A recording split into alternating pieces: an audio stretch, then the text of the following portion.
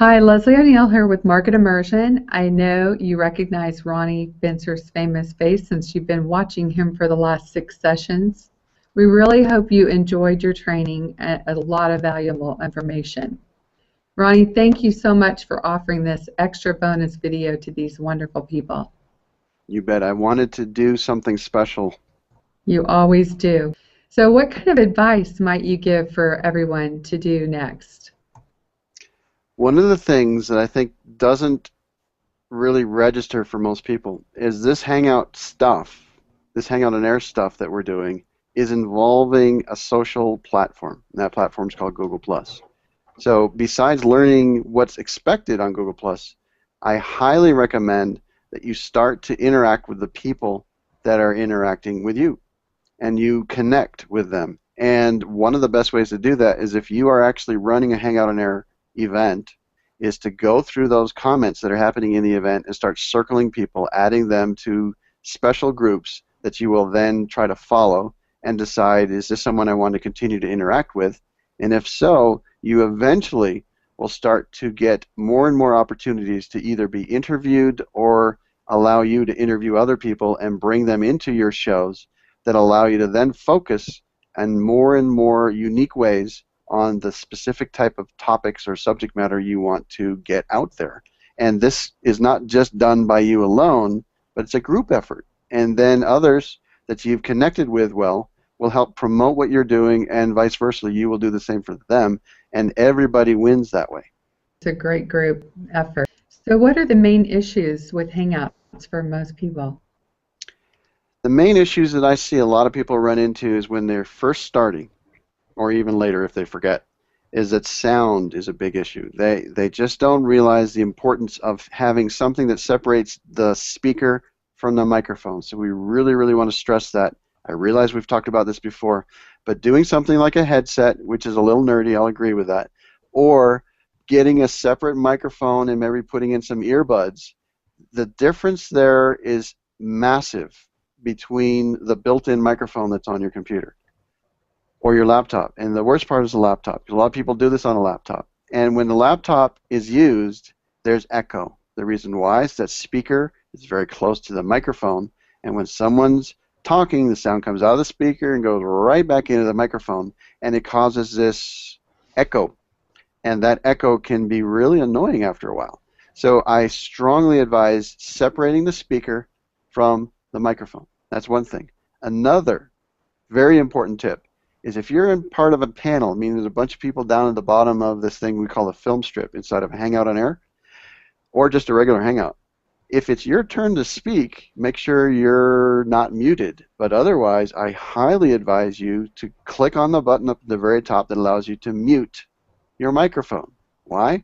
Because you never know when the phone's going to ring, the doorbell's going to ring, the dog's going to bark, something's going to happen, and it's going to make a loud noise. And what it does is the Hangout many times will transfer who's in the main window based on the sound. And all of a sudden, just because the dog barked, someone else, the main guest, is talking, but now you're on screen looking around, where's the dog, and you look a little silly that way. So it's a great idea to mute yourself, because you never know when the plane's going to go overhead or some other loud sound's going to happen. Until it's time for you to speak, a great suggestion, mute yourself and then unmute when it's time for you to speak. That's another tip. And both of those, believe it or not, talking about sound really matter when you're in a video environment. Another thing, I'm just going to roll them out. Is that okay? Just keep going? Oh, perfect, yes. Okay. So another thing is the video quality ties in not only to your camera, and you should have a good quality camera, but it also ties in big time to your internet connection. And what a lot of people don't realize is the upload speed is more important than you'd ever believe, because most of the time when people sell you internet speed, they're always talking about how fast it is, but they're usually talking about what's called download speed. You need good quality download and good quality upload, because what you're doing is you're not just pulling stuff from the internet, you're sending stuff to the internet, and that upload speed is going to make all the difference in the quality of your video. So I highly advise, when you look at the speed, you also check the upload speed, and then another part that ties into that, and by the way, minimums, because you might need to know. I would say at least 2 megabits per second. This is me getting a little nerdy on you, but 2 megabits per second down and up are both needed. You're usually going to have no problem with that down, but the up is usually where the problem is. So you want to make sure you have good upload speed. And I can totally attest to that. Yeah.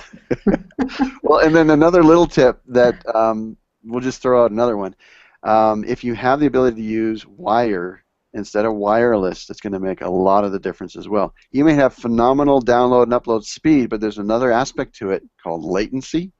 And that latency is a bit of a problem when you're in a wireless environment, so I highly advise getting an Ethernet cable, plugging it in, and make sure that, because some computers, just because you plug it in doesn't mean it turns off the Wi-Fi, so you got to make sure that's off so that when you're plugged in with the wire, it really, really does make a difference. Another thing is your computer. If it's been busy, it's been on all day, I strongly suggest turning it off and then turning it back on. So restart the computer before you're going to do some of these live broadcasts, and if possible, turn off all these extra programs that you're not needing to use while you're in a broadcast, like virus checker, backup, automated backups, any type of uploading. Remember, upload's real important. So if you're doing something that's sending information to the internet, it's going to have less capability to do the sending that it needs to for the video. So you want to make sure that there's nothing going on that could cause more upload strain to your computer. And let's say you're a graphics person. You have Photoshop open. I know you do. Turn it off. And not only turn it off, but restart. Because a lot of times, just because you turn off a program, you quit it, it doesn't necessarily free up the RAM, which is needed to give you the best quality. So you want your computer as fast as possible.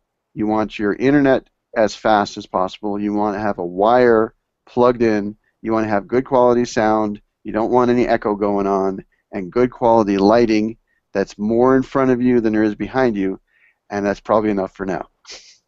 That's great. Now, I wanted to hop back on one just for a second because I learned this the other day when I had my upload issue, and that was I did not realize that Dropbox was always running. I didn't realize that you had to turn that off every time, and also Gene or Camtasia. So I didn't realize that you need to turn those off too. So that was taking a little bit of juice the other day. Since you just added another, I'll add another. Okay. Okay. All right. Going with this for a second here. Yeah. Many people that are new to Hangouts continue to use another product called Skype. And Skype, there's nothing wrong with it. It's just not as good in my mind as Hangouts. The key, though, is they don't like each other.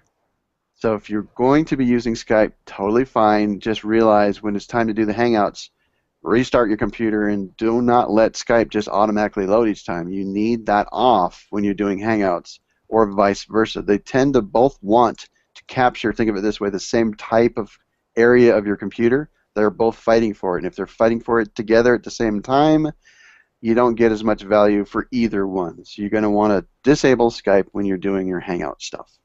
Okay, Ronnie, now that we're on that, how do you actually make sure that Skype is off? One of the easiest ways is to look in, if you're on a PC, the tray of different apps that are open. If you're on a Mac, you'll see it on the side or on the bottom or wherever. You'll see the icons there, and you go to that and you choose quit. Now, the problem is, like I said before with Photoshop, just because you quit doesn't mean it releases that information. So you want to quit and take it out. You might need to make an adjustment to the way your computer starts up, so it's not automatically starting every time you start your computer. So you need to pull it out of the startup items or take it away from the load at startup option. You want to uncheck that so that it's not automatically loading every time you restart the computer. Awesome. All right, so also, can they invite their friends into their Hangout broadcast if their friends are not on G+ users? Great question. I'm asked all the time. There's two things. If you're viewing, you can invite anybody to view the Hangout from the outside, right? So you can send the link to the video, or you can send a link to the landing page, which is called an event, or if you put these, embed them on your website, then you can send people over to that particular page. They don't need to be involved with Google Plus at all. That's as a viewer. If you want them inside this film strip where you're in the video room together having a conversation with them visually in the video, they need to have a Google account, and that means Google Plus. Nowadays, you sign up for anything with Google, they're going to get you into Google Plus. That's just part of what they do. And that's required in order to be inside of a Hangout. How do people use Hangouts to network with others? When you're in a Hangout environment, like say it's a Hangout on Air show that happened on an event, which is probably was very common, you can see the people that are commenting on the event. You can see what they're saying, and you can decide, you know what, this person's really smart. I like the way they brought out some of the value from that conversation. I'm going to reply back to them in a comment, and you can start a conversation. And we'd mentioned this elsewhere, but you can also add them to a circle. And when you're inside Google Plus, adding someone to a circle allows their stuff to become more visible when you're inside Google Plus. And so little by little, you start to see more and more of their things, and then the key interactions start. You go to their postings, you add comments to them, you do plus ones, and you reshare their content if you think it's valuable for those that follow you, and you add valuable commentary at the top. And you know what that does? That gets the attention of the person that wrote that comment, or that, I'm sorry, wrote that content. And now you not only have been interacting with them, you've also caught their attention. They'll start commenting on the reshare that you did of theirs, and you'll comment on theirs, and back and forth, and back and forth, and all of a sudden you've got a relationship. So why did you do this? You did this to establish, technically it's called authority. And this, I don't know how far you want me to go into this, but let's talk briefly for a little while. Sure. Google owns search. I mean, it's just clear. Google.com owns search, and when you're inside Google Plus and you start talking with me on a regular basis about a certain topic, Google is watching. And not only they're watching, they're trying to see who you interact with, because if the people you interact with are well known in a certain niche or a certain topic, they have automatically a level of authority. If you start interacting with someone who has a higher level of authority than you do, it allows you to rise in your authority level in Google's eyes, in their big, huge, massive database. And then the more you do that with more people in that same marketing niche or that target subject matter, then you become more and more well-known to Google, which then allows you and your content to show up higher in search engine results for the people that have you in circles. So this is all part of the process. You don't want to just circle people just because. You want to circle people and interact with those that are active and authoritative in your particular area of interest, because then that helps you rise up. Now, you might be asking, why would they care if I circle them? They won't. Until, what do? You interact with them. You share their stuff. You add comments to their stuff. You add intelligence to what they're doing, and then as a normal process, they're going to reach out to you and start interacting with you, and then Google sees all that, and it brings both of you up higher, because if I'm an expert but I'm on my own, it's different than if I'm an expert amongst a group of experts. Then we all get that level of authority that starts to rise. I think it's a really neat, Leslie, you know here what's cool about it? It's like real life. It's like real life. I mean, this is the kind of stuff you do when you're networking with people, right? You go and you find those that have similar interests, and you're able to do this in a worldwide community with this Hangout stuff. Yeah, it's amazing. I mean, Google Plus has just blown me away. I don't know if you saw that video that I did not long ago, but it's, you know, you don't have this kind of experience on Facebook. I've met so many wonderful people in such a short amount of time. So Google and YouTube seem to alter the way Hangouts operate often. How do people with busy schedules keep up with all these changes? Keeping up with changes is my job. No. I do my best, and you can ask my wife. I told her once when I was talking to someone else, they said, how often are you doing this, or how long? And I said, well, it's probably at least 10 hours a day. And she looked at me and said, 10 hours? And I thought she was thinking I was exaggerating.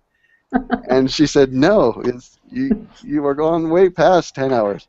So this is a bit of an addiction for me. I'll acknowledge it right here. But I'm a nerd, so I'm fascinated by this stuff and how well it works. So my job is to keep up with it, and what I do, because I have a background in training, is I always look at stuff and say, okay, when something new comes out, I try to figure out why does that matter. It's not just how to do it, but why. Why should I care? And so I constantly am evaluating the changes, and then I prepare ways to help people take the most or get the most value out of what just happened. And then sometimes that means, you know what, I'll tell you, that's a neat new whiz-bang, shiny, flashy thing. It doesn't matter to you for what you're doing. Because as long as I am knowing what it is that's involved with what you're doing, I will point out to you straight up, that's neat, you don't need it, let's move on. Because you don't need everything that comes out at all times. Yeah, and that's the beauty of having you at the helm, because we don't waste any time that way. So it's obvious when people have taken your training, by the way, Ronnie, because I see them out there all the time, and it's like, oh, I can tell the people that need it, and I can also tell the polish on the people that you have trained. So any last Hangout tips that people might not be aware of? One of the things I think that a lot of people just don't realize is when you're doing a Hangout on Air, you are making a live video. After that video is over, you now have something sitting on your YouTube channel. I've come from a background of video SEO, or video search engine optimization. So I just realized in the process of making a Hangout on Air or running one, we just created content. That content might be 10, 20, 50 minutes long. I can take that content and cut it into small pieces, which I call golden nuggets. Because in the process of a Hangout, we may have stumbled upon something brilliant. I'm joking. Hopefully you did this on purpose.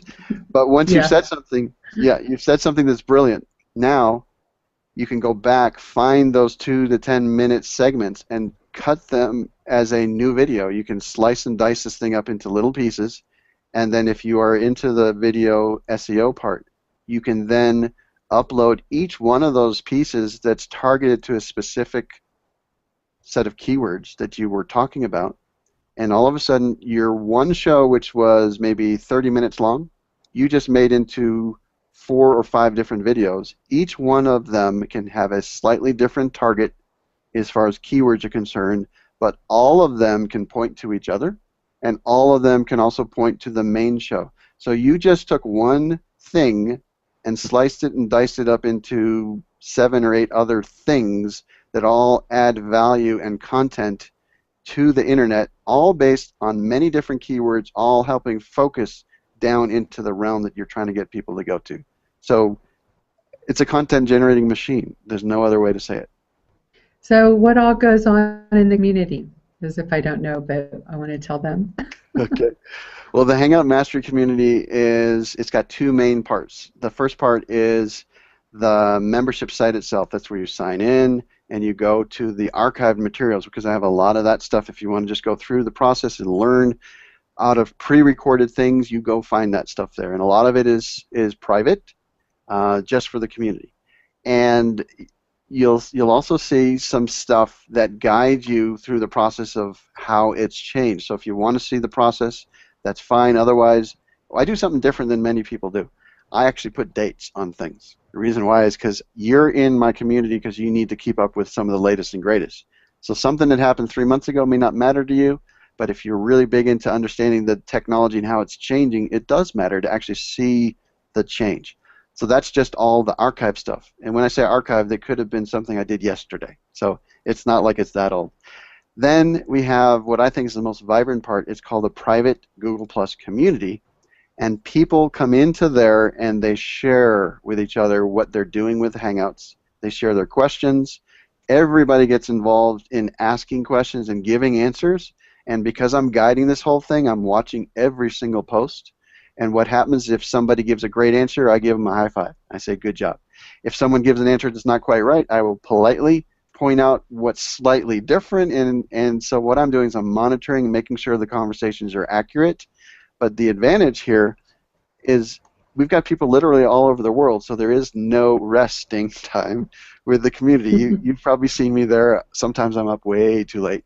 But I'm constantly updating the information, and when things come out that I'm able to talk about publicly, sometimes I will do that in the private group first before I ever go out into the public, because there's different areas where I'm allowed to say things and others I'm not. And when I am allowed to say it, I will usually bring it into the private community first, give them the heads up first, and then maybe a day or 2 later, depending on how public the release is of the newest thing, then we do some stuff out there in the public. The other thing I'll do, and you've seen this because you've been there, I'll do a post out there in the public that's about some interesting stuff, and then I'll do a copy of that post in the private community, but I'll add 5 or 10 or 15 other points of detail for those that want to get beyond what I just did publicly, and that's what I keep specific for the private community. Plus, another important part, interaction with other members. I have seen so many more businesses started and joint ventures start because people start to learn, hey, you know this, let's do something, and they start meeting. One of the beauties, which is I think unknown for most people until they do this, is Hangouts is a way to meet people and build relationships at the speed of light. So you instantly become connected with people in a deeper way than you ever have before. And now when you're in a community full of people that are trying to use this Hangout tool as best as possible, you start to, you've already got a common ground at that point. Then you pick up on, oh, I focus on this, you do that too, we're both coaches, what can we do together? Or we both talk about nutrition, what can we do together? And all of a sudden, all this interactive and joint venture type activity is spurred and happens and just turns into stuff that I am quite happy with. I think it's awesome that the interaction that happens in there does what it does. And people, it's a little embarrassing at sometimes, but on the outside they say, yeah, this is such a great place. I'm like one of Ronnie's kids, and that feels a little weird, but I've seen that a lot. And I think it's just because I've tried to build, I'm a helpful guy. I'm just a helper, I'm the Hangout helper. I tried to build a helpful environment, and I think what's happened is the DNA of that has come deep into the community, and everybody is helping each other, and they find that an incredibly valuable environment. That's enough. It is. No, I love it. I mean, I think it's so cool because everyone loves learning, and it's like an environment where everyone, we just have that all in common. That we just learn so much from each other. I mean, definitely from you. Everything comes from you, but like you said, you just start blending with everyone else in the community too. Yeah, and just a reminder, the tool changes a lot, and I don't see that slowing down, honestly. And so one of the advantages of a community like this is I can pop in and I say, hey, this thing just came out, here's why it matters. And then we're just off and doing our own thing. And then someone says, well, if it matters this way, why does it do that? And then other people say, well, let's get in and we'll try this out with each other and see if it matters. Then boom, everybody's off and running, and there are all these little hangouts going on, working on this new thing, and then all of a sudden it starts to crystallize, and now it's ingrained and you can use it and you're off and running. And it took a day and you're done. Yeah, it's really fun. It's fun to be a part of. So what do you think, Ronnie? You think we should tell them what they can do to join this amazing group at no cost? Yeah, the no cost is a neat way to look at this. The system that we've got for helping you get into the mastery group for no cost to you is what's called a referral network or an affiliate system. So if you are able to get additional people to join into the mastery group because and here's what I would suggest, I mean, you can do it any way you want, but I suggest joining the community, really getting into the value of it so that it's a legitimate perspective that you've got, and now you tell these people that are following you, you got to come in here, here's why, it's really nice, and in the process of doing that, all you got to do is get 5 of them. 5 people come in, and now your monthly membership fee is taken care of. And as long as 5 of those that you've invited in stay month to month to month, you know, you can invite 50, and if you get 20 of them to come in, some last for 2 months, some last for 4 months.